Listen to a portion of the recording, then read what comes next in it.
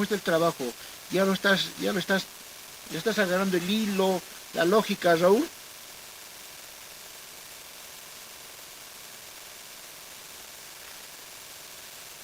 Raúl, buenos días.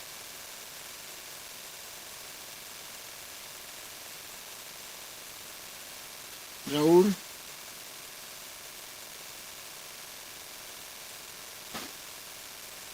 Oliver, ¿cómo está el trabajo? Profesor, una cosita. Habían dos opciones en la plataforma para subir la tarea. La otra vez me dijo que no envié la tarea. Ah, Yo lo ya. subí a la segunda tarea que había dejado, a la segunda opción, a Ah, la segunda ventana. Por eso es que no la ha visto, tal vez. ya, ya. Entonces voy a verlo. Pero se sube solo, subir nomás a la ventana. Ya, ya, no, no te preocupes. Entonces lo voy a ver. Voy a obviar ese error pequeño, ¿ya? No te preocupes. Pero lo has subido la tarea a A2. Sí, profesor, Ya, a A2 lo he subido ya, porque no sabía cuál subir. ya. La A2 es la última siempre. La última que está al final. Siempre escojan la última, ¿ya? Perfecto, entonces lo voy a ver. Pero ¿cómo está? ¿Cómo te sientes? ¿Ya estás viendo el trabajo? ¿Lo estás conociendo mejor? ¿Cómo lo ves?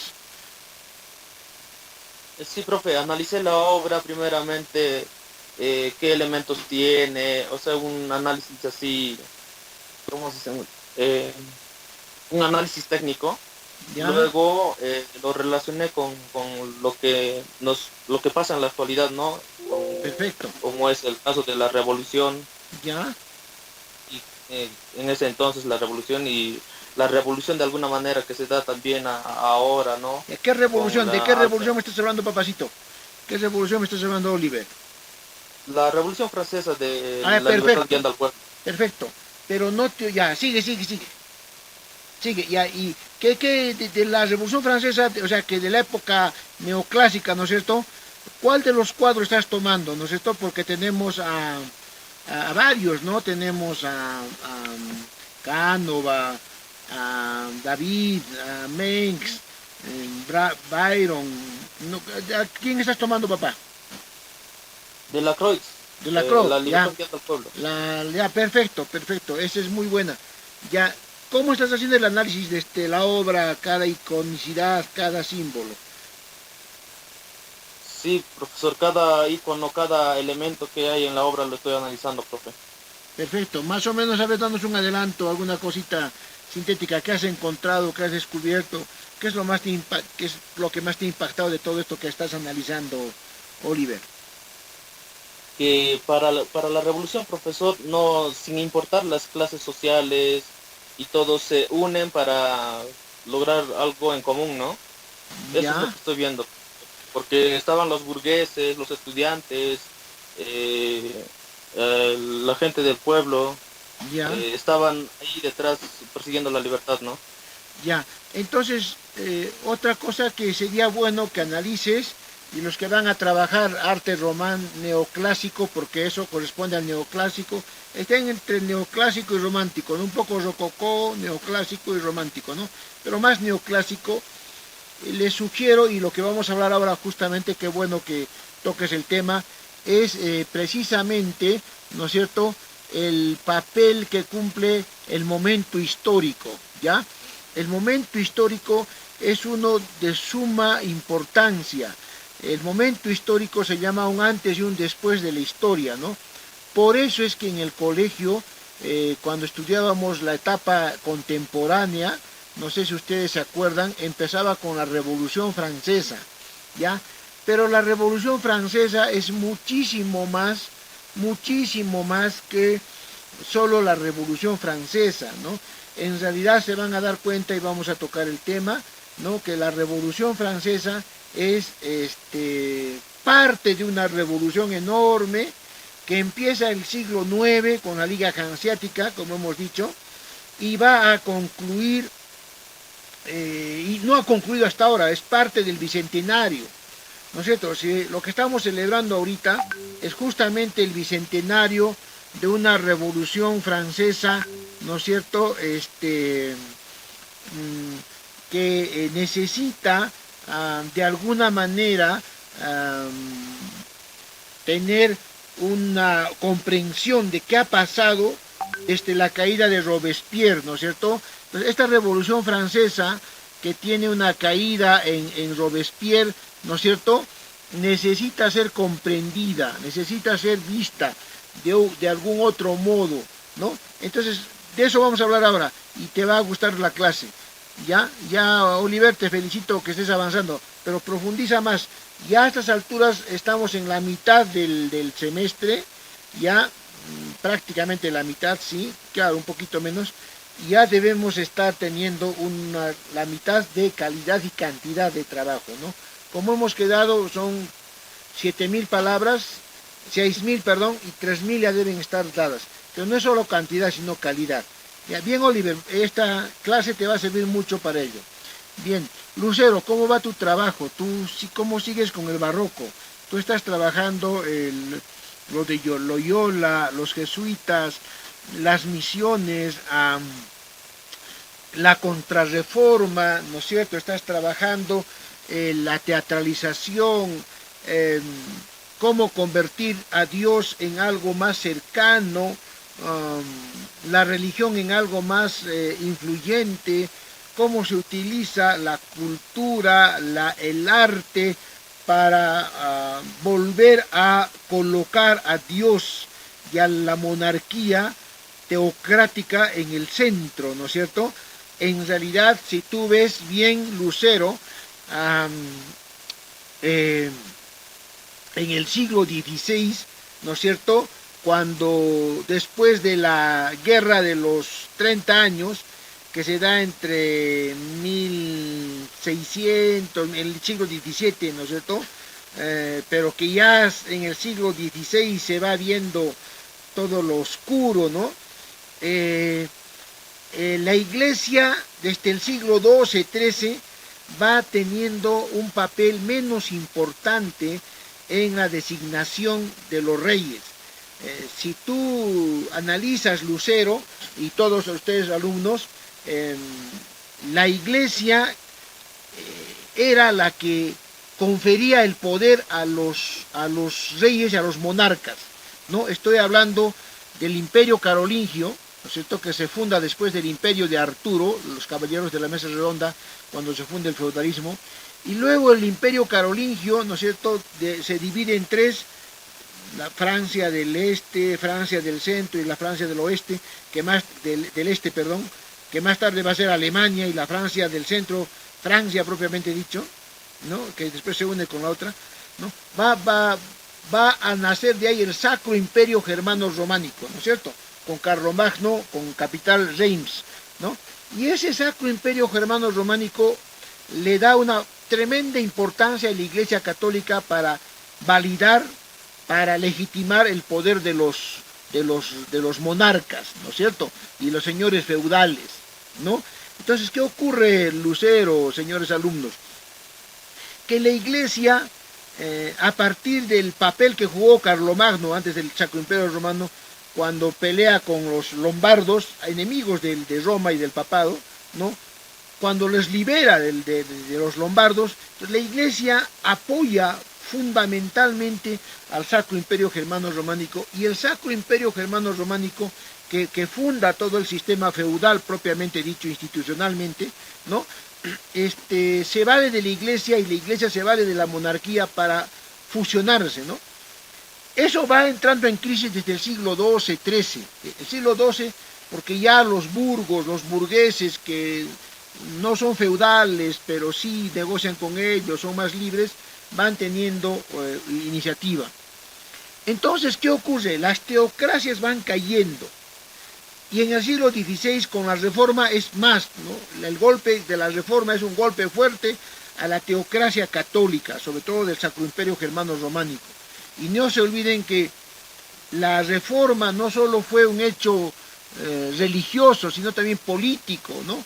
Porque la reforma sirvió a los príncipes de Sajonia separarse del Sacro Imperio Germano Románico por sus impuestos y por la corrupción de la Iglesia, el cobro de indulgencias, ¿no es cierto? Y entonces tenemos que el barroco con los jesuitas surge como una especie de volver a retomar el espacio que habían perdido con la teocracia, ¿no? Entonces el barroco, señorita Lucero, es también un esfuerzo por recuperar un terreno, por recuperar un espacio,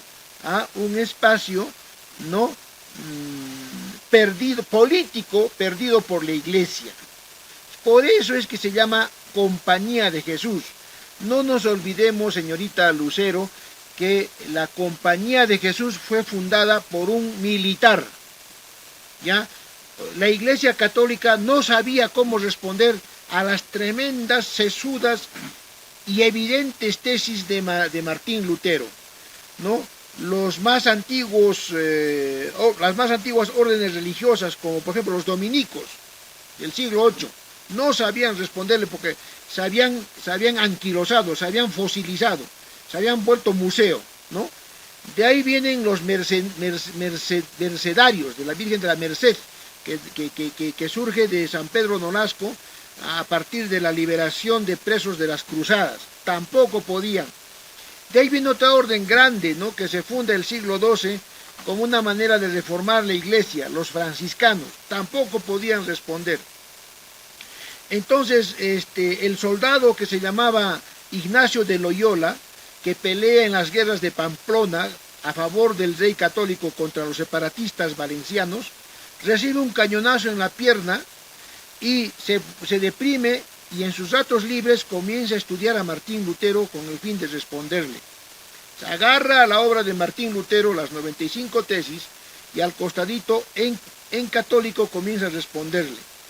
Y esas notitas que hace, lo junta, lo sistematiza, y se vuelve después en su libro que se llama Ejercicios Espirituales, Exercitas Spirituales, ¿no? Y a partir de eso y una orden fuerte y de pensamiento, crean los jesuitas para reconquistar el terreno perdido por los católicos a raíz de la Reforma y los cambios políticos, tecnológicos, sociales, económicos que se venían dando en el mundo, a raíz justamente del capitalismo y de los comercios riquísimos que hacía Occidente con Oriente, China e India, y las nuevas colonias, ¿no? Entonces, pues el barroco viene a ser un arma, ¿no es cierto?, fundamental, que hasta ahora, ¿no es cierto?, hasta ahora, por ejemplo, el cine que vemos ahora, bueno, malo, bueno, feo, bueno, guapo, malo, feo, la parte esta de todo lo que es la teatralidad, ¿no?, todavía es barroco, ¿no? Entonces, señorita, usted ahí tiene un fuerte elemento, ¿no es cierto?, para sacar toda una historia, toda una presencia de la religión en la actualidad, ¿no?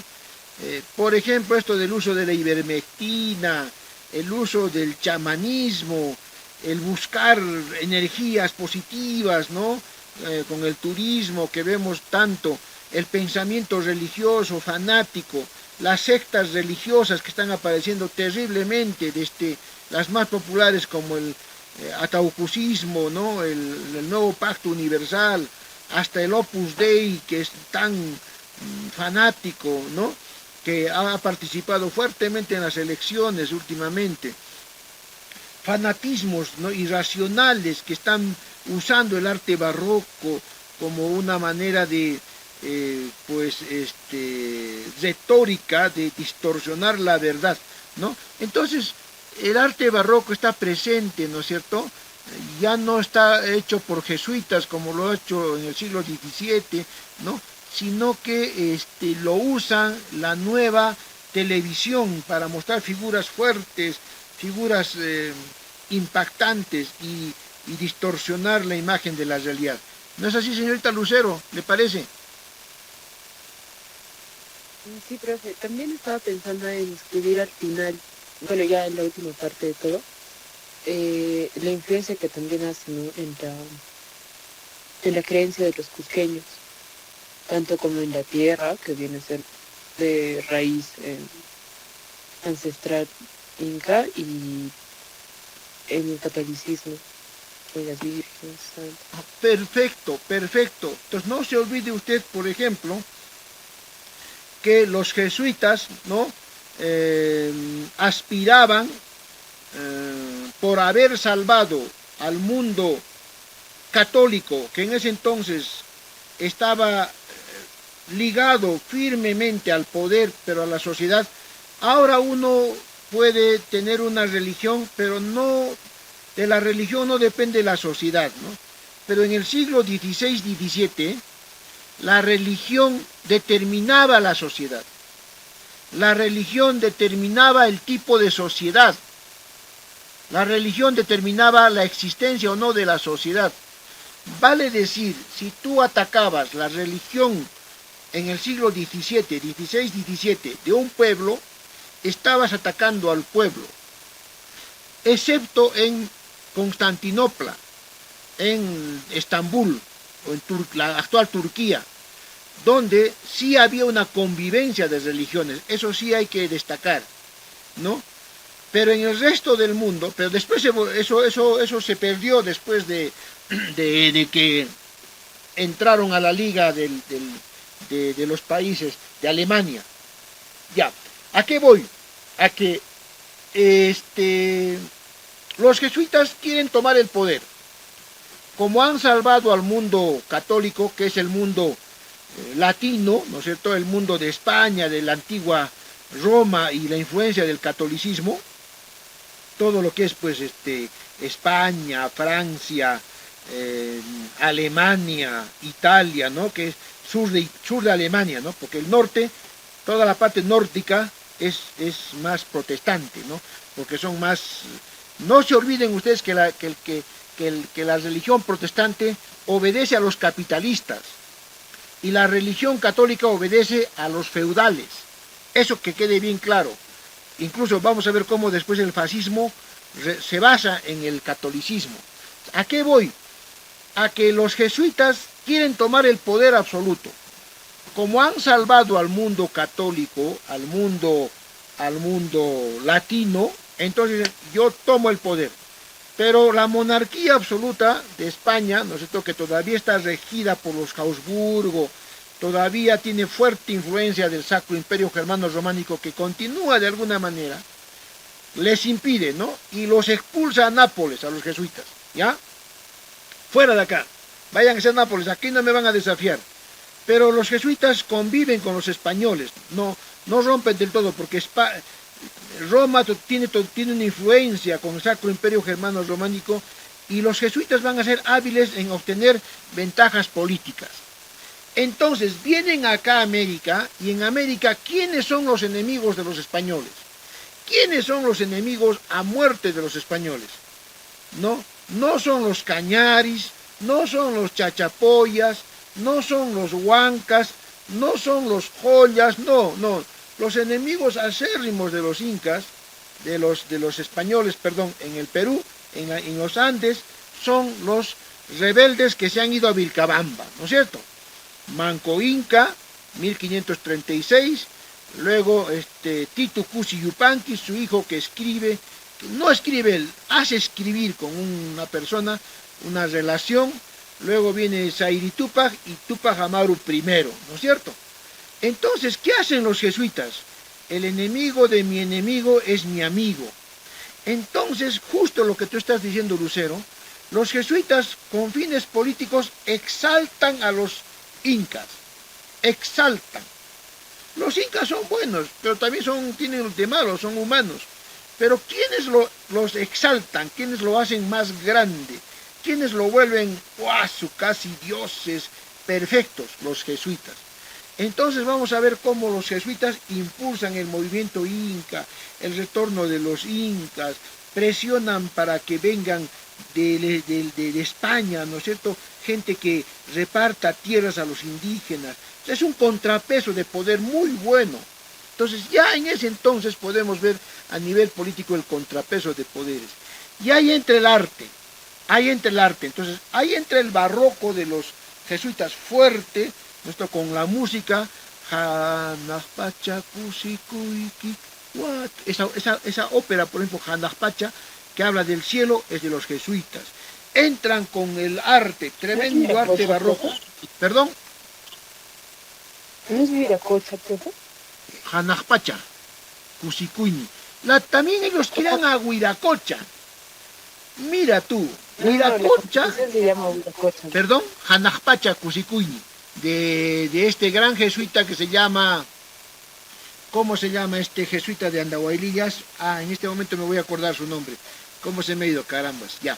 Entonces, mira, Huiracocha, por ejemplo, fíjate, Lucero, y fíjense ustedes, señores alumnos, la imagen de Huiracocha, por ejemplo, la representación de Huiracocha, es muy católico. ¿Sabes por qué?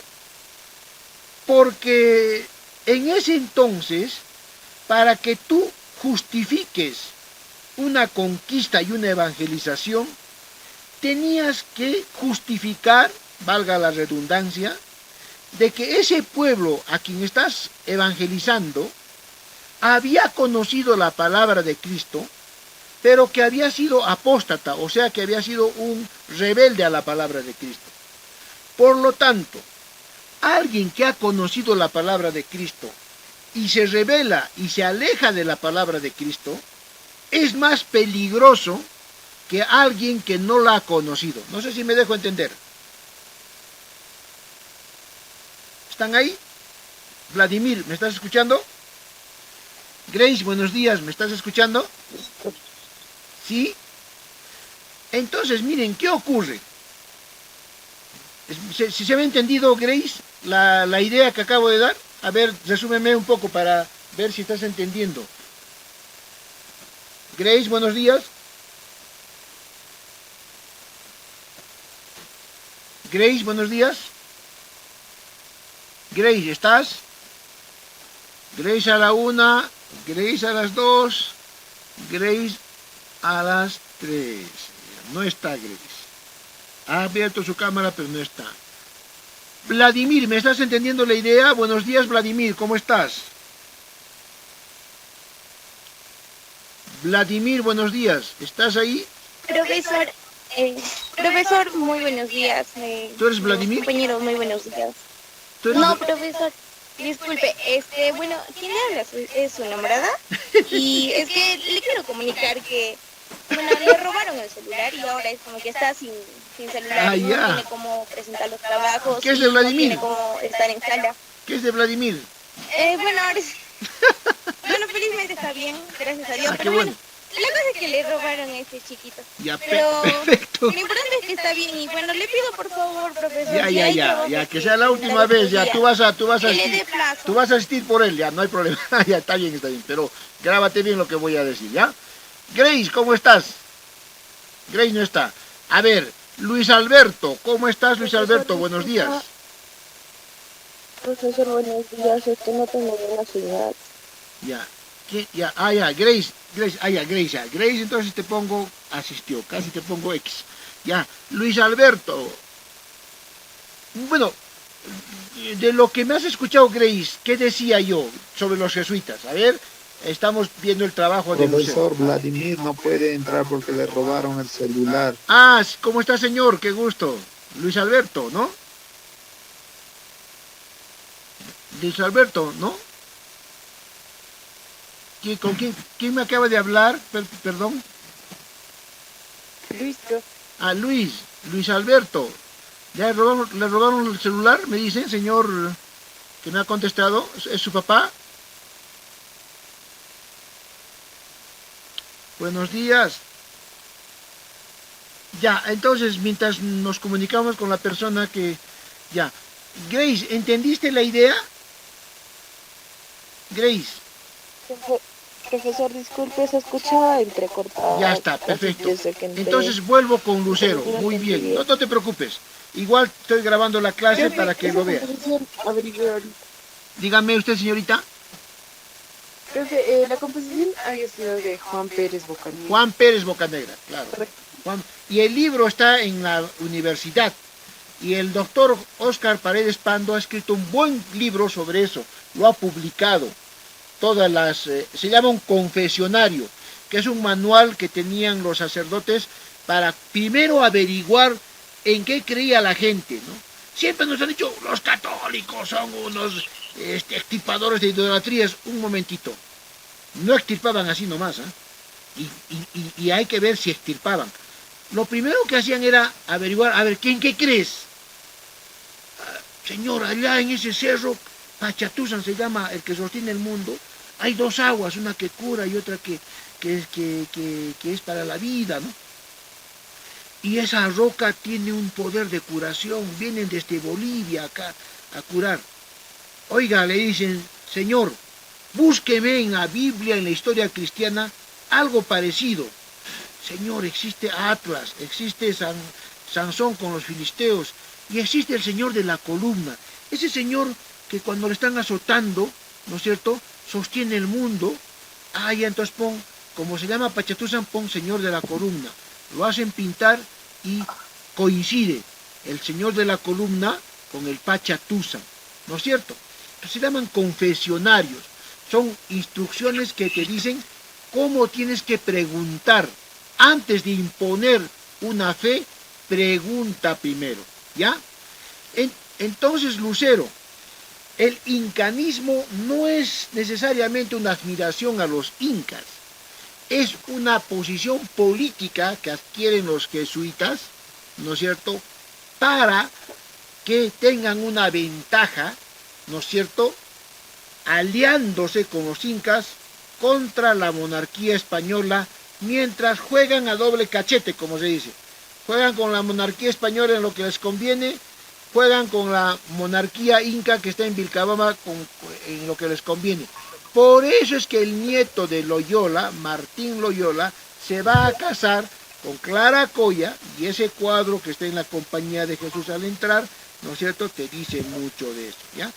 Entonces, fíjate cómo el arte, el barroco, la expresión arquitectónica de la compañía, las evangelizaciones, la educación que hacían en las misiones de Andahuaylillas, Huaro, Urcos, Juli, ¿no es cierto?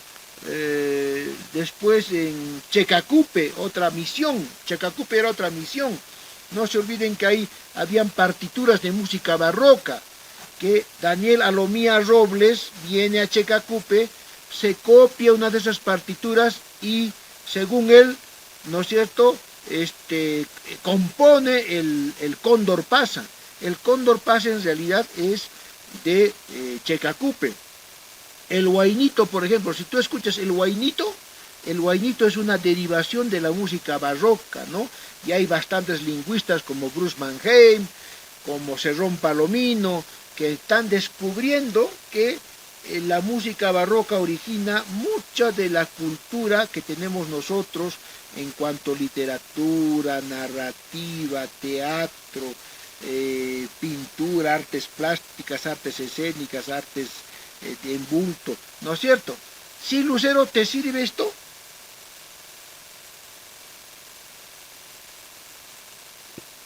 Sí, profe. ¿Ya? Entonces, te voy a dar toda la literatura que tengo.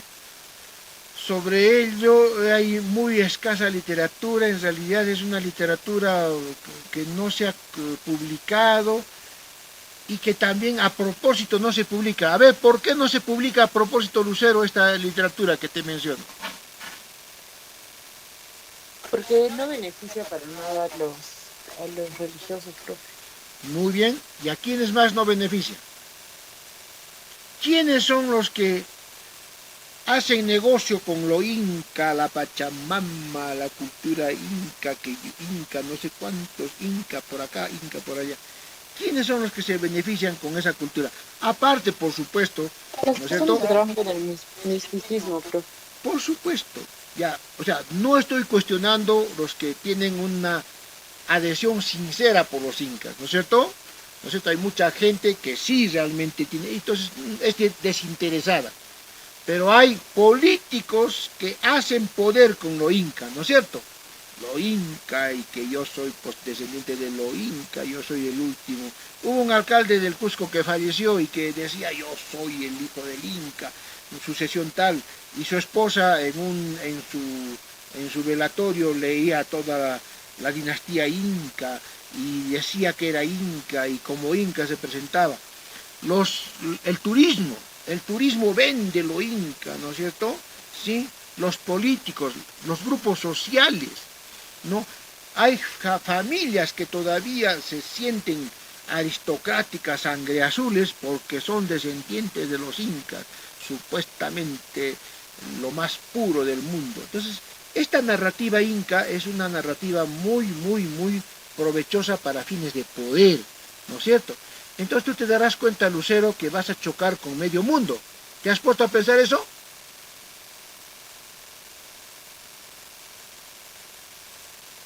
Sí, profe, es como que de doble filo, ¿no? Tocar los temas tanto religiosos como de cosmovisión. De alguna manera vas a tocar también fibras religiosas, ¿no? De hecho que cuando, por ejemplo, definimos al barroco como el arte de hacer creer, hacer parecer que cree algo que no existe, como es Dios, ¿no es cierto? No estoy hablando de ideas religiosas, por favor. Este es un curso científico. No estoy hablando de Dios, esto no es una catequesis, ¿no? Entonces, cuando yo te presento a Dios bajo símbolos artísticos, de alguna manera estoy falsificando la realidad, estoy creando retórica, ¿no? Y ahí vas a chocar con muchos espíritus fanáticos de la religión, ¿no? Vas a chocar con mucho fanatismo. Entonces, lo bueno es que hay que decir que, un momentito, yo respeto sus ideas políticas, religiosas, filosóficas, sus creencias. Eso no lo toco. Sagrado y no me meto con la persona. Pero aquí estamos trabajando un campo que se llama la ciencia. Y la ciencia es universal, es abierta y fría. Entonces, respetando esos otros campos, disculpen, y con la tingencia de que cuando hablamos de ciencia, si bien estamos hablando de algo universal, de algo categórico, no necesariamente ese es todo el tipo de conocimiento que tiene o sentimiento que tiene un humano, ¿no? Entonces, respetemos eso, ¿no? Entonces, cuando tú hagas ciencia, Lucero, o los demás, cuando hagan sus trabajos, ¿no es cierto?, separen bien vuestras creencias del ejercicio racional, frío, con evidencias y científico, demostrativo, experimental que hagan. ¿De acuerdo? ¿De acuerdo, Lucero? Sí, pero Ya. ¿Te está sirviendo esto? Entonces te voy a estar dando más textos. Ya vaya leyendo un poco de jesuitas. Te voy a dar un texto sobre temporalidades que ha hecho un historiador. O sea, sobre cómo los jesuitas manejaban esta respuesta que le dan a Lutero, ¿no? Lutero decía, no hay cielo ni infierno. Lo que existe es el trabajo duro, pensamiento, ahorro, disciplina. Entonces, en base a eso, los jesuitas imitan eso de los protestantes y dicen, sí, es cierto, los protestantes tienen razón. Por eso que hacían grandes empresas en lo que se llamaban las misiones, ¿no? Cuando ustedes puedan salir a la calle y puedan visitar la Universidad del Cusco, ¿no?, les sugiero que se vayan al archivo departamental regional del Cusco, que está en el segundo piso de la Biblioteca Central. Y pues, quiero ver documentos, no paguen nada, no paguen nada porque no van a hacer ninguna revisión. Solo quisiera revisar nomás el archivo del Colegio de Ciencias. El archivo del Colegio de Ciencias está codificado con A10. Denle una ojeadita nomás y van a ver cuánta cantidad de productos manejaban los jesuitas. ¿Y por qué se llama archivo del Colegio de Ciencias? Porque el Colegio de Ciencias es heredero del Colegio San Bernardo. Y el Colegio San Bernardo era un colegio jesuita de los caciques, que educaba a los caciques incas. Fíjate cómo los jesuitas tenían el poder sobre la educación. Y los jesuitas del colegio San Bernardo, de ahí viene el burrito, porque San Bernardo tenía su burrito, ¿no es cierto? El colegio San Bernardo, los jesuitas de San Bernardo eran los que manejaban toda la economía, ¿no? Entonces ellos tenían registros de libros de ingreso, entrada, salida, egreso, activo, pasivo, ¿no? Libro de caja tenían, ¿no? Libro de ingresos, libro de gastos, ¿no? Entonces, una vez que se disuelve el colegio San Bernardo, todos sus bienes y documentos pasan al colegio de ciencias, con Simón Bolívar. Y como ellos tienen tanto archivo, entonces lo derivan al archivo regional del Cusco, para que ahí estén esos textos, y ahí pueden ver cómo los jesuitas manejaban tremendas cantidades de economía, ¿no? Por ahí puedes hacer también una historia de los jesuitas. Otra fuente para los jesuitas, importante fuente, es los textos que ha hecho una historiadora que se llama Neuhausen, Cristina Neuhausen, una alemana judía norteamericana, ¿no? Que tiene unas publicaciones que se llaman Historia, Escritos Prohibidos, donde te demuestra cómo los jesuitas han ido inventando una serie de cosas, e incluso ella sostiene de que Huamán Poma de Ayala no es Huamán Poma de Ayala, y eso hay que seguir discutiendo, sino que es el jesuita Blas Valera, que escribe usando el nombre de Blas Valera.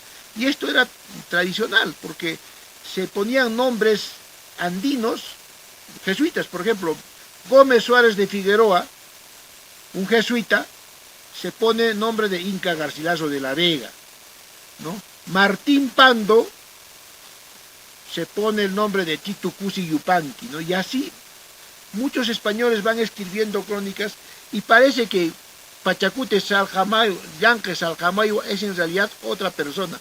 Esto está en investigación, pero hay muchas probabilidades de que sí. Ya, Lucero, entonces esto te va a servir bastante, ¿está bien? ¿Sí? Profe, gracias. Perfecto. Luis Alberto, ¿cómo está tu trabajo? Buenos días, Luis Alberto. Luis Alberto, buenos días, ¿cómo estás?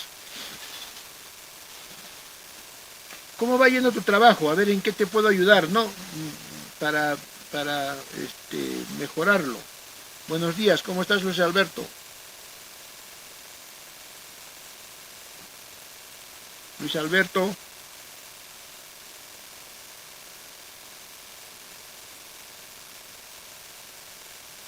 ¿Estás, Luis Alberto? Si no puedes contestar por algún problema técnico, ya tienes el chat.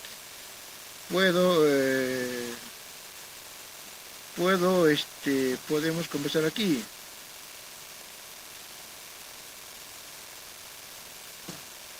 Luis Alberto, ¿estás? Ya. Grace, ¿cómo está tu trabajo? ¿Cómo está tu trabajo?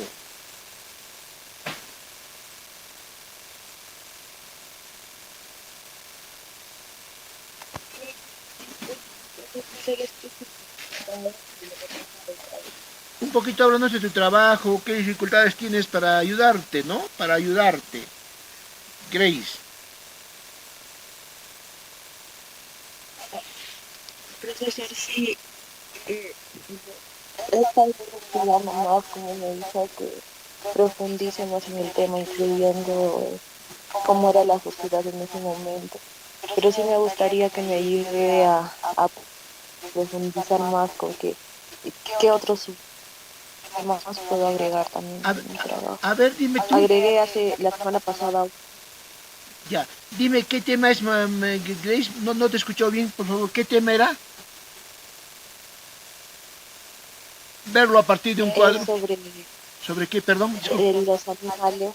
Ah, sí, los animales. Todo la expresión de Caravaggio, ¿no es cierto? ¿Sí?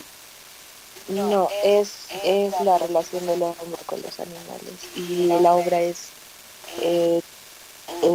puesto de casa. Ya. ¿Te has puesto tú a pensar en cómo los animales tienen más importancia en el neoclasicismo más que en el barroco, en el rococó? ¿Te pusiste a pensar en eso? Y mucho más tienen importancia en el romanticismo.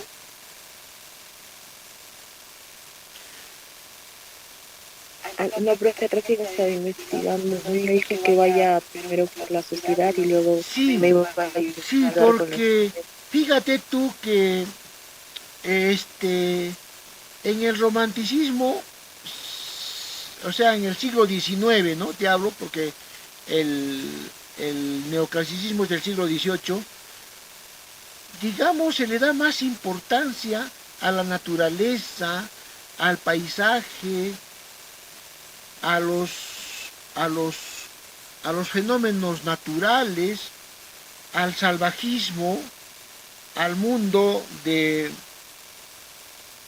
lo desconocido, ¿no es cierto?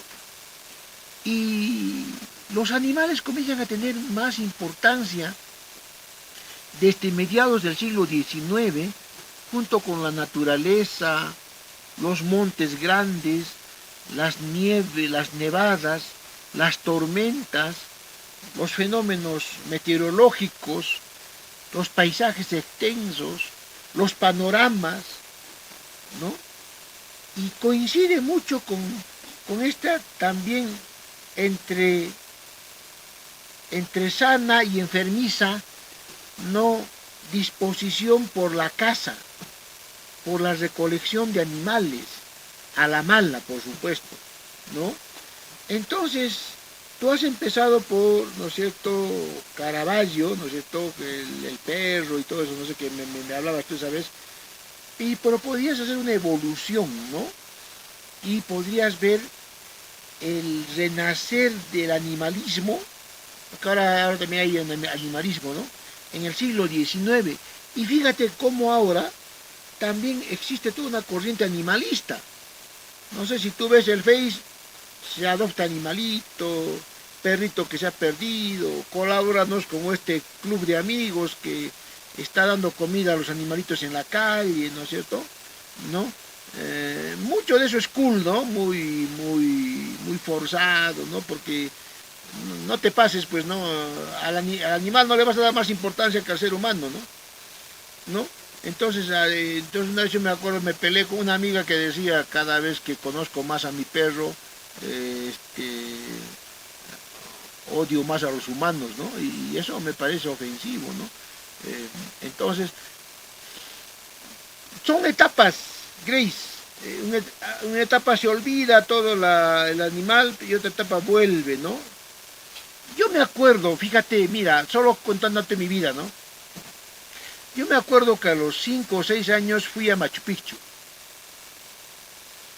Y todo el camino de Machu Picchu, ¿no? Entrando desde Anta, desde antes incluso la Pampa de Anta, bajando Pachar, ¿no? Entrando por toda esa zona, Ollantaytambo, Pachar, Piscacuchu. Era pues llenito de nevados. Yo me acuerdo que después en mi vida, cuando recordaba Machu Picchu y la ruta, nadie valoraba los nevados, que todo era blanquito, lindo, ¿no? Y con estos cambios últimos que han habido de la ecología y la temperatura, el calentamiento global, pues ya se ve de solo el Chicón, la Verónica, el Pumahuanca y eso, ¿no?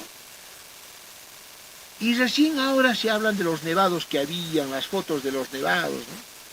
Pero fíjate que hay ciclos en los que no se habla de animales, del medio ambiente, de la naturaleza, del paisaje, y otros que sí, que vuelven, ¿no? Entonces sería bonito que descubras eso, y hay unos videos muy bonitos en YouTube sobre eso, sobre el paisaje y la naturaleza, ¿no? No sé cuánto te sirve esto, Grace. Sí, profesor, me está ayudando mucho y me está aclarando un poquito más contenido yo quería crear. ¿Ya? Muchas gracias. Entonces, un método que yo, por ejemplo, también para preparar mis clases, porque yo conozco de la historia del arte, ¿no? Pero siempre aparecen nuevos videos y estoy reciclándome. Es en el YouTube, hay muy lindos videos, ¿no? Romántico, animales y arte. Vas viendo y vas mejorando tu trabajo, ¿te parece, Grace? Y de esa manera también vas a ir afinando, ¿no es cierto?, tus trabajos y tus temas como en grabado y dibujo que estás haciendo, que es tu carrera. Y comparando con esos ciclos animalistas que hay en el siglo XIX y también en el Renacimiento. En el Renacimiento, por ejemplo, hay figuras de animales. Se notan naturaleza, pero no es tanto, porque el Renacimiento es muy humanista, es muy formal, muy racional, ¿no? Entonces, quizás te pueda servir el arte antiguo. En el arte antiguo, Grace, tú encuentras el papel de los animales con una profusión enorme. No te olvides, Grace, que en los primeros estados del mundo, o sea, los 6 primeros estados del mundo, China, India, Mesopotamia, Egipto, Centroamérica y los Andes, esos primeros estados no tienen mucho recursos, dinero es ahora, recursos, plusvalía. ¿Qué es plusvalía? Es lo que el Estado obtiene de la sociedad para mantener la burocracia, el ejército, especialistas, ¿no es cierto? No tiene muchos recursos, porque está empezando. ¿Y a qué crees que recurre Grace para tener poder? A ver, dime tú. Yo tengo un Estado que no tiene ejército, no puede mantener un fuerte ejército, no puede mantener burócratas, no puede mantener especialistas, que es lo que tiene el Estado, ¿no? El Estado debe tener fuerza, organizadores, burócratas, gestores, ¿no? ¿Con qué crees tú que se sostiene el Estado en ese entonces, Grace? A ver, y esto te va a dar pista para tu trabajo. A ver, contéstame, Grace. No tengo mucho recurso. ¿Con qué? Animales de carga o bestias de casa, profesor. ¿Con qué? Perdón. Animales de carga o bestias de casa. No, claro, los segundos. Con figuras aterradoras de depredadores. A ver, en ese entonces, imagínate, Grace, no tienes las armas que tienes ahora, nada, ni las ciudades, nada. ¿Qué es lo que más te impacta? Y no te olvides que el hombre está pasando de cazador a sedentario, ¿no? A domesticador.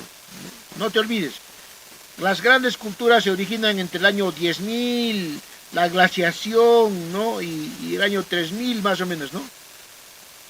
Entonces tienes ahí un hombre que está saliendo de la naturaleza, Grace, y los demás alumnos. Está saliendo de la naturaleza, el hombre está saliendo de la naturaleza, está saliendo de cazador. Y todo cazador compite entre cazadores, ¿no? Ustedes han visto cómo, por ejemplo, los leones matan a otras manadas de leones que invaden su territorio, u otros invaden el territorio de los viejos para tener territorio de caza. ¿Han visto ustedes cómo, por ejemplo, los leones matan a los leopardos, a las chitas, o matan a los perros cazadores, o se pelean con las hienas? No sé si me dejo entender. Igual, pues el hombre es otro cazador, y es un cazador que tiene que pelearse con otros cazadores, porque donde va a cazar el hombre, ¿no es cierto?, que todavía está en estado de caza, necesariamente va a entrar a terrenos de caza, y necesariamente los terrenos de caza ya están ocupados por otros depredadores. Entonces, el depredador puede ser de tierra, felinos, canis, lobos, pueden ser hienas, una combinación, ¿no? O de aire, águilas, o de agua, ¿no es cierto?, del río, tiburones, orcas, ¿no? El cazador viene a ser una fuerte presencia en la mente del del ser humano que está empezando la civilización. Pues por lo tanto, el cazador, ¿no es cierto?, el depredador va a ser algo importante en la vida del hombre.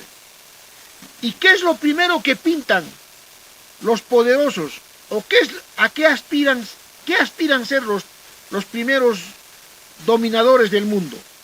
Los primeros gobernantes del mundo. Cazadores, depredadores. Chavín, por ejemplo, tú ves la cabeza esclava, ¿no es cierto? Las cabezas esclava son mitad hombre, mitad depredador. Mitad hombre, mitad depredador. ¿Ya? Mitad hombre, mitad depredador. ¿Cuál es el negocio de Chavín, por ejemplo? ¿Qué negocio tiene Chavín? Señor jefe de un grupo humano lejano a Chavín, yo tengo poderes, miren cómo he organizado mi sociedad. Y ese hombre lejano de Chavín dice, yo también quiero tener tus poderes. Ya, yo te voy a dar un secreto, pero tienes que contribuirme, darme un tributo para que mi reino crezca y se sostenga y crezca, ¿no? Y florezca, no sé si es posible. Pero para eso tienes que venir aquí a Chavín, tienes que venir caminando, bailas 7 días en la plaza de Chavín, tomas chicha, ya se conocía la chicha, ya se había domesticado el maíz vino de México. De ahí tomas San Pedro, te echo zumum de tabaco en la nariz, te doy hojas de virola y yoco y te mando por un túnel donde al lado hay un sonido y como el San Pedro te despierta tus sentidos, vas a tener miedo y al 7º día te vas a encontrar con Lanzón Monolito, que es un jaguar, un felino, un joa, un puma con sangre. ¿Me estás entendiendo, Grace? ¿Sí? Grace. Sí, pero sí. Entonces, Mucho. el animal, el depredador animal, va a ser un primer gran símbolo de poder. Y no solo eso, sino que tú, a través de los ritos, vas a adquirir el poder del animal depredador. Por eso es que vas a encontrar felinos, cóndores, ¿no es cierto? En Nazca vas a encontrar en Paracas, ¿no es cierto? Orcas, la orca, ¿no es cierto? La orca, ¿no? Ahí encima, ¿no? Y el felino y el animal va a ser no solo algo que representa el poder, sino algo a lo que quieres aspirar a ser. No solo felino, perdón, depredador digo. En el caso de la tierra son felinos y también canis. No, pero acá no hay mucho canis. Aquí el canis depredador será pues el hato. El hato, sí, el hato, ¿no? Pero acá hay más felis, ¿no? O sea, felinos. Uturuncu en la selva, puma en la sierra, ¿no es cierto? Sí. Y el puma sobre todo, ¿no? El puma tuvo un éxito terrible acá, sobre todo cazando camélidos, ¿no? Yo creo que en algún momento el hombre ha debido ver esa caza y ¡plum! Se impresionó, ¿no? Entonces, en Mesopotamia tienes el buey apis, que es un buey, pero a la vez es un águila depredadora. En Egipto tienes al Anubis, que es el chacal cazador, que tiene un papel fundamental. ¿Ves? Mira, los animales, ¿no? En China tienes al dragón depredador, que a su vez bota fuego, ¿no? Y luego en Europa, en la Edad Media, los dragones van a tener una importancia increíble, ¿no? Entonces, no sé si te sirve esto, Grace, para ver cómo después en la pintura van a volver los dragones, van a volver los seres mágicos, ¿no? Y yo te pediría que sigas a Quintanilla, al cusqueño, ¿ya? Al pintor Quintanilla, que tiene una serie de elementos animales en su armazón de ideas. Y que también hagas un poco de etnología andina. El Coa, el Michi, el Sáhara, ¿no es cierto? La China Sáhara en la comparsa de la Virgen del Carmen. Ahora, el barroco usa bastante animal en los autos de fe. En los autos de fe, que son las ejecuciones que hacen a los herejes o a los apóstatas, te comparan con animal, el bestiario. El Maleus Maleficarum también tiene un bestiario, donde animales tienen forma de diablo y el diablo en forma de animales. Entonces el barroco andino te sirve mucho. Las máscaras, por ejemplo, de los sagras representan varios animales. ¿Ya? ¿Te ayuda esto, Grace? Sí, profesor, sí me ayuda mucho. Muchas gracias. Voy a seguir el artista que me dijo. Ya, perfecto. Entonces, ahora, después de haber hecho esta clase, me he olvidado preguntarles por La Encerrona, 4D, Hildebrand en sus 13, Sálvese quien pueda, Rosa María Palacios, Al vuelo, Apocalipsis Now, Cuadernos de Economía, Recoba, Resaca, Glatzer, Entrometidas, Gorriti, ¿no es cierto? Visual Poli. ¿Están siguiendo esos canales, esos YouTube? ¿Están siguiendo?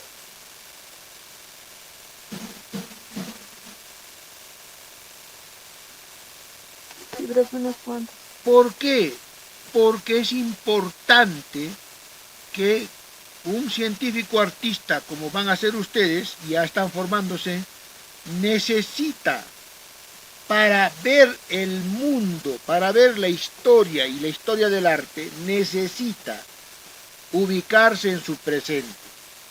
Si no te ubicas en tu presente, si no estás en tu presente, si no conoces bien qué está pasando en el mundo, y sobre todo para ustedes tienen que ver VisualPolitik, suscríbanse a CNN, que les llegan noticias importantes. Gabriel Bulgakov, está en el sílabus, les voy a volver a actualizar. Y el mapa de Sebas, son bonitos programas que están en YouTube. Profe, disculpe. Perdón, Raúl, dime. Profe, disculpe, hoy quería pedirle permiso un momento. Con gusto, Raúl, no te preocupes, no te preocupes. Ya lo ves la clase grabada. Entonces, van a ver esto. Bien, entonces, por favor, ya la próxima les voy a tomar Voy a hacer entonces ahorita la clase, hacemos un poquito para que nos vayamos temprano, ¿está bien? ¿Sí? ¿De acuerdo? Avanzaría un poquito arte clásico, ¿de acuerdo? ¿Están bien? ¿De acuerdo? Sí, por favor les pido, están entrando muy pocos alumnos de Vamos a conversar eso con vuestros compañeros, qué está pasando, les voy a llamar. Pero no importa, los que están, en honor a los que están, vamos a compartir esta clase que es el arte neoclásico, ¿ya? El siglo XVIII, todavía estamos en el siglo XVIII, porque para entender bien lo demás. Bien, ¿a qué llamamos arte neoclásico? Es el arte que surge contra la monarquía, fundamentalmente contra la creencia religiosa y el fanatismo religioso de la monarquía, que se aferra a Dios no por Dios, sino se aferra a Dios porque ese Dios, esa forma de creer en Dios les da a ellos la legitimidad y la garantía de que el mundo monárquico continúe. Vale decir, no es una creencia pues desinteresada en Dios, no es una creencia espiritual, ¿no es cierto?, en Dios, es una creencia más bien, yo diría, que tiene que ver con el interés de mantenerse en el poder, ¿no? Entonces, Dios para para el barroco, en el neoclásico responde al barroco, y sobre todo al rococó. El barroco es religioso, ¿no? Ya hemos visto que el barroco ya no es regido por la iglesia, como era el arte medieval, ¿no? El arte medieval sí era un arte de la iglesia. ¿Por qué no está regido por la iglesia el arte barroco? Porque ya hemos dicho que entre 1618 a 1648 se produce una terrible guerra en Europa, la guerra de los 30 años entre los imperios poderosos contra los débiles y los imperios católicos contra los protestantes, sobre todo del norte, ¿no? Holanda, Sajonia, Inglaterra, ¿no? Y eso hace que se debilite la Iglesia Católica. Prácticamente es la época en que la Iglesia Católica ya deja de tener un poder absoluto y se crean lo que se llaman los estados-nación. Entonces, el arte barroco va a decaer, entra en decadencia el arte barroco y se convierte en arte rococó, que ya es un arte más de sensualidad, de la vida mundana, de los aristócratas y burgueses que no tienen ideales. En cambio, el arte neoclásico es un arte más de los burgueses liberales, de los burgueses con valores, de los burgueses con una propuesta, ¿no es cierto?, los burgueses de revolución, de que ya no tiene que haber nada de monarquía, ni rococó ni barroca, no, aquí hay que hacer una república. Por eso que aquí está, ¿no es cierto?, la libertad guiando al pueblo de Delacroix, ¿no es cierto?, este artista que a partir del movimiento de 1832 en París y 1848 en Alemania, ¿no?, que protesta contra la monarquía y que dice que es una farsa que vivamos en una república, ¿no es cierto? De ese movimiento surgen todos los grandes movimientos, ¿no? Alejandro Dumas, ¿no es cierto? Los Miserables, ¿no? Carlos Marx, ¿no?, escribe el Manifiesto Comunista en ese entonces. Los grandes hombres salen. Entonces, ese arte que expresa sobriedad, racionalidad, ¿no?, que expresa, ¿no es cierto?, la idea de la rebeldía, la idea del heroísmo social, del cambio del mundo, del yo de la persona, de una vuelta a la naturaleza, ¿no es cierto?, ese arte, ¿no es cierto?, que habla de equilibrio, serenidad, perfección, racionalidad, frugalidad, o sea, nada de figuras retorcidas, ¿no? La noble sencillez se llama el arte neoclásico, ¿no? ¿Y de dónde surge el arte neoclásico? Surge, como ya hemos dicho, de una lucha contra la monarquía, de volver a la historia, ¿no es cierto?, pero la historia no para que recuerdes la historia, sino la historia para que a partir de su análisis comprendas, ¿no es cierto?, comprendas que el mundo tiene un proceso, tiene un camino, tiene una ruta hacia la libertad, ¿no? Pero también rescata los valores del Renacimiento, ¿no es cierto? O sea, vuelve al Renacimiento, pero de otra manera, de una manera más científica, más madura, más libre, ¿no? No se olviden que en el Renacimiento todavía hay monarquías fuertes, ¿no? Pero aquí ya el arte neoclásico ya nada con las monarquías. Es fundamentalmente un arte antimonárquico, revolucionario, un arte que está impulsando y promoviendo la república, la idea de patria, ¿ya? ¿Dónde nace todo esto? Nace cuando los burgueses que están sometidos a los reyes y a los monarcas dicen un día, oye, ya, pues, ¿qué pasa?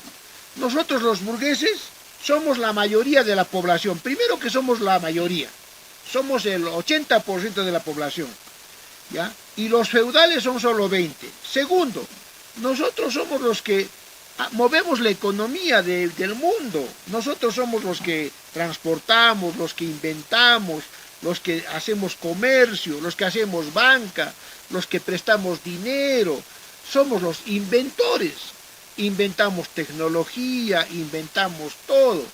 Y políticamente somos los mejores porque somos los que damos ideas para que la política funcione y que nuestros gobiernos...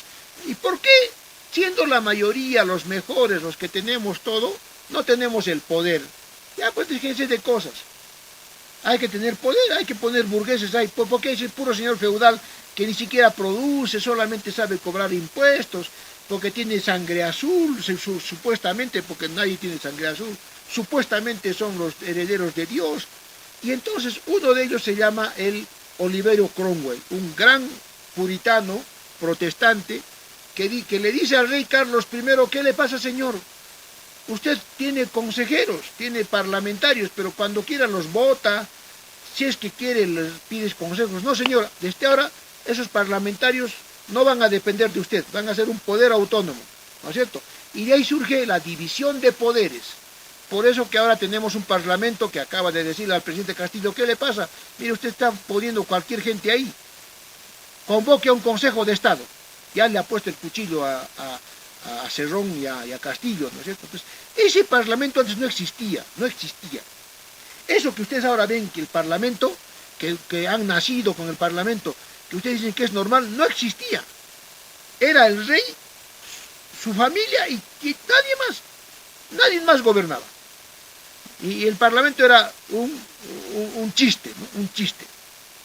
Entonces Oliverio Cromwell en 1650 se levanta militarmente, hace las guerras y toma el parlamento. Y dice: señor, ahora el parlamento le va a controlar a usted.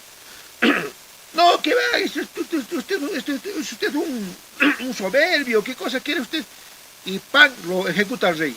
Y le da el primer golpe, ¿no? Entonces, es la primera parte de todo este arte neoclásico, ¿no es cierto? La historia en que los burgueses toman el poder, ¿no? No del todo, por supuesto, porque sigue todavía la monarquía, pero ya avanzan bastante, ¿no? Oliverio Cromwell, ¿no? Entonces aquí está Oliverio Cromwell, un gran militar fanático, pero también un hombre malo.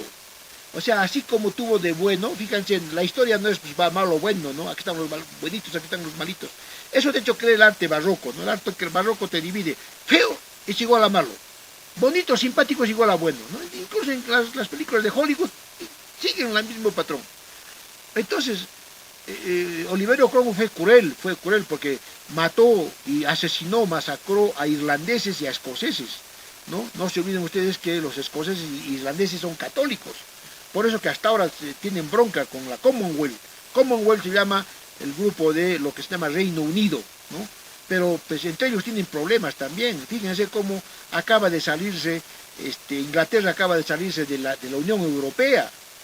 ¿Por qué? Porque la Unión Europea todo hace España, financia nomás a parásitos, nosotros nos estamos sacando el ancho, ¿no? Entonces fíjate, Inglaterra se ha salido.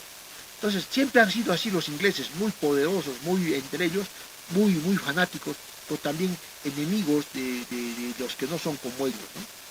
Entonces este es el antecedente del arte neoclásico, ¿no?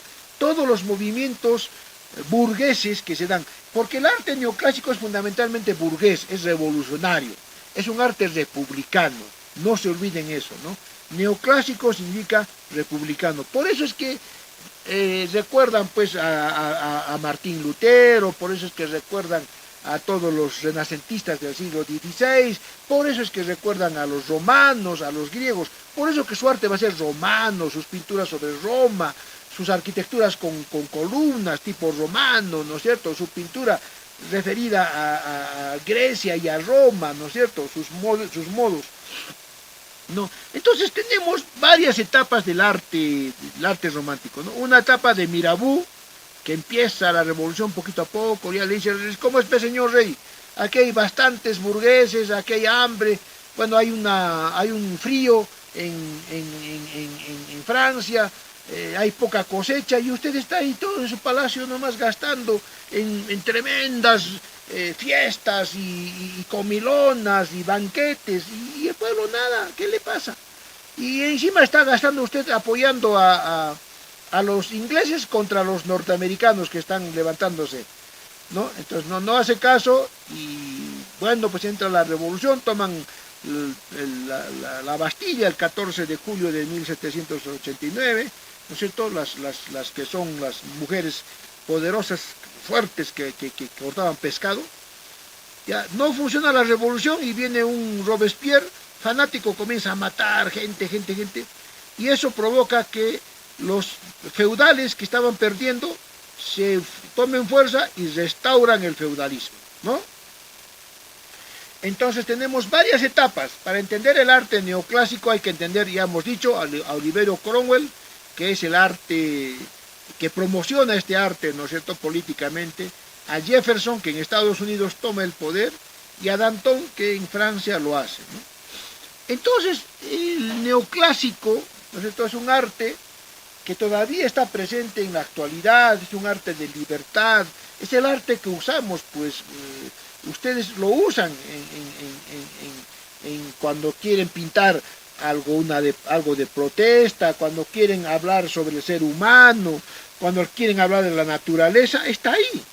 Cuando hablan de un rebelde, ¿no es cierto?, cuando ven películas sobre un rebelde que está contra el mundo, cuando hablan contra el sistema, cuando tienen expresiones contra el sistema, pintan contra el sistema, hacen un grabado contra el sistema, un dibujo contra el sistema, ahí están los neoclásicos. Entonces, espíritu de libertad que ustedes tienen, ¿no? Entonces, los neoclásicos son importantes, ¿no es cierto?, porque nos han dado al arte y al ser humano toda esa expresión de libertad, de rebeldía contra las grandes monarquías, contra los grandes consorcios que opriman al ser humano, ¿no? Entonces, como hemos dicho, ¿no?, el arte neoclásico entonces es un arte fuertemente rebelde, es un arte que tiene al yo como centro, que pregona un mundo mejor, ¿no?, que ve el lado oscuro de la opresión, ¿no?, que promociona la belleza y sobre todo la condición humana. Y como hemos dicho, está muy asociado a lo que es el contrapeso de poderes. No tiene que haber un solo poder que es absoluto. Tienen que haber diferentes poderes, el poder tiene que ser controlado, ¿no? Entonces es un arte que va contra la monarquía. Monarquía viene de la palabra mono, uno solo, arquein, poder, ¿no? El arte neoclásico siempre ve el rebelde, ve al otro, ve el poder, pero ve también quién es el enemigo del poder, ¿no? Entonces, de alguna manera los jesuitas hacían esto, ¿ah? Señorita, ¿cómo se llama lo que está haciendo los jesuitas? Hacían esto, señorita Lucero, porque los jesuitas eran contrapeso del poder. También el arte neoclásico habla del ser humano como ciudadano, ya no es un esclavo, ya no es un siervo, es un ciudadano. ¿Y qué es un ciudadano?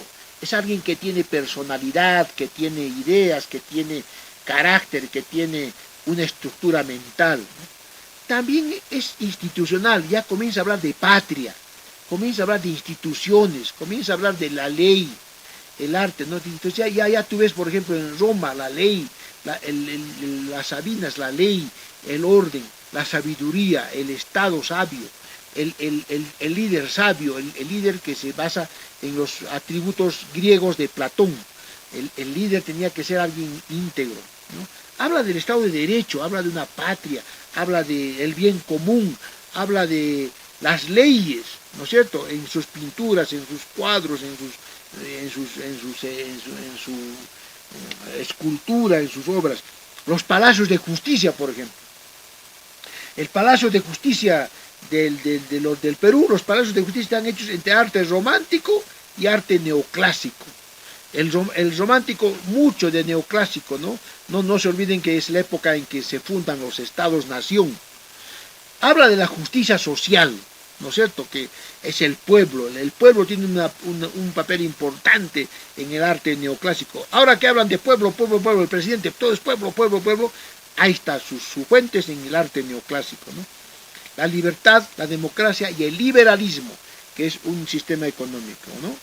Entonces, algunos da ¿no? Por ejemplo, Parnassus, ¿no? Este es el Parnassus, que ya te presenta el cielo, ya no pues que el cielo, como donde están un Dios, que están todos ahí rezando. No, te presenta el cielo como es, humano, racional, ¿no es cierto? Ya no te presenta como, por ejemplo, en el arte no renacentista, los cuerpos musculosos, llenos de músculos, ¿no? O como en el barroco, expresivos, ¿no? Sino que, fíjense que hay un equilibrio, serenidad, apolíneo, ¿no es cierto?, perfección, nobleza, sencillez, una sencillez noble, ¿ya? El rapto de las Sabinas de Jean-Louis David, otro neoclásico, ¿no? Que, miren, todo va hacia Roma, hacia Grecia, ¿no es cierto?, salvando al ser humano, mira, el niño por encima de todo, los guerreros que pelean pero se alejan, la justicia. Hay una Sabina que dice, no señor, la paz, la armonía, la guerra no es la solución, ¿no es cierto? Entonces comienza a haber una especie de racionalidad contra la guerra, ¿no es cierto? Entonces fíjense cómo el cine, la pintura y el cine actual, ¿no es cierto?, habla de la paz. Y para esto yo quiero que vean una película muy moderna que imita este cuadro del rapto de las Sabinas, pintado en 1799, ¿no es cierto?, después de la Revolución Francesa, ¿no?, que se llama Instinto, donde en esta película te habla de cómo es que la guerra no es la naturaleza humana. O vean este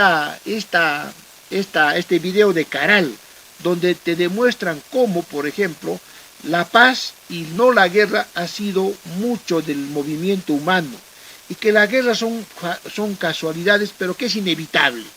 Entonces el mundo siempre está entre democracia y dictadura, paz y guerra. León Tolstoy, lean a este otro romántico, a este otro neoclásico, ¿no?, que tiene mucho la literatura, ¿no es cierto? Y ahí está, pues, ¿no es cierto?, Hegel, Schelling, está ya les he dicho, ¿no es cierto?, Alejandro Dumas y todos estos grandes. Este es otro cuadro del mismo. Ustedes saben que Marat le llamaban el amigo del pueblo, es el radical, es el hombre que mandaba matar a todos los que sospechaban. Es radical, es como un Cerrón, es como un Abimael Guzmán de esa época, ¿no? Escribía fuerte contra la monarquía, contra tales personas, y al día siguiente esa persona era apresada y era guillotinado, hasta que una de sus amantes, ¿no es cierto?, porque él se bañaba, tenía una enfermedad de la piel, ¿no es cierto?, agarra, le está bañando y lo asesina, ¿no? Y con esto, pues, termina una época, ¿no? Con la muerte de Marat y la ejecución de Robespierre, prácticamente empieza todo lo que es la revolución industrial del siglo XIX, el abuso de los grandes poderes, ¿no? Y aquí se ve la muerte de Marat. Jean-Louis David no solo ve la muerte de Marat, sino también la tragedia de la revolución burguesa, de la revolución republicana. Ve que haya muerto también la revolución republicana, pero desgraciadamente esa revolución republicana trajo, así como cosas buenas, también fanáticos, ¿no? Entonces, lo que te está diciendo David, este neoclásico, es, un momentito, las cosas buenas, si tú lo conviertes en fanatismo, terminan siendo malas, ¿no? La democracia, por ejemplo, en nombre de la democracia se mataban jóvenes aquí en los años 70, se disparaban, se llevaban jóvenes, han desaparecido jóvenes, familias enteras han quedado sin padres, ¿no? En nombre del cristianismo, en las cruzadas se mataba, en nombre del cristianismo, ¿no? Y ya sabemos que, digamos, ahora parece que el antiguo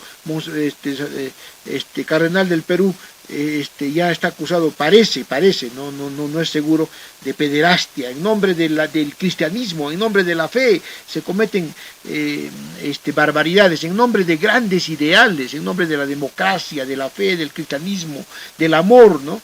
Entonces, en este cuadro te está diciendo el autor, mucho cuidado, que tienes que tener equilibrio. Mira cómo terminan los fanáticos, pero también los fanáticos de ambos lados, tanto el fanático que ha sido muerto como el fanático que te ha matado, ¿no? Entonces te está dándote la idea de equilibrio, de sobriedad, ¿no? Entonces, jóvenes, más o menos esta sería una primera parte del neoclásico. Hasta aquí yo veo que están ya solo 3, terminaríamos la clase, ¿sí? Y con un pequeño comentario, ¿qué tal? ¿Qué les ha parecido esta clase? Didáctica, profe, interesante. Nos habla varios puntos, no sé qué va a hacer conmigo.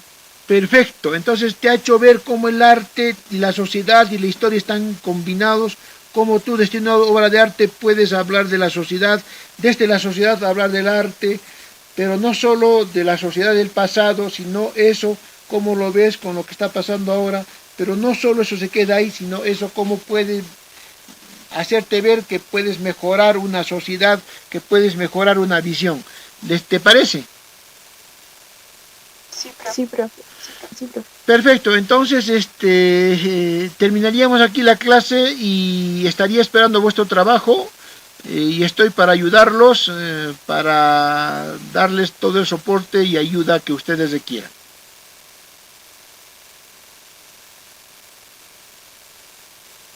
¿Bien? ¿Sí, Oliver? Todo bien, gracias, profe. Perfecto. ¿Sí, Luis Alberto? Luis Alberto no está. Entonces, terminé. Ah, qué bueno Luis Alberto. Entonces, ¿te ha servido el enfoque del curso del neoclásico para que tú hagas tu trabajo más o menos con ese enfoque y con esa mirada? ¿Te sirve? Sí, profe, sí, viéndolo sí me sirve, profesor. Ya, papá. Entonces quedaríamos en eso. Oliver, Lucero y Luis Alberto. Estoy a vuestra disposición para ayudarles en avanzar el trabajo. Este video les voy a alcanzar como les estoy alcanzando otros videos. Y vamos adelante. Sigamos avanzando el trabajo. ¿Está bien? ¿Sí? Profe, buenos días. Hasta la siguiente. Un abrazo y buenas tardes. Ya tardes, ¿no? Ya, gracias. Nos vemos, Lucero. Gracias. Nos vemos, Luis. Nos vemos, Oliver.